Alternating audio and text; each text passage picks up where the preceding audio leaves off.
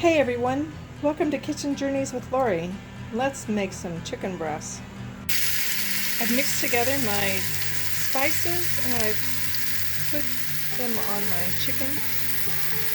I added a teaspoon of oil to the bottom of the pan. I browned the chicken. They're not done, you can tell that.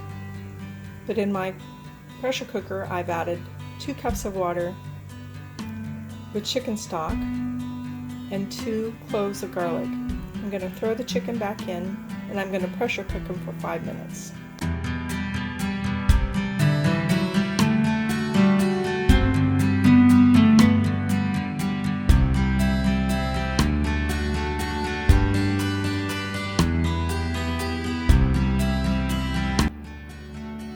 This was pressure cooked for 7 minutes. I slow released it for 12 minutes and it is looking good.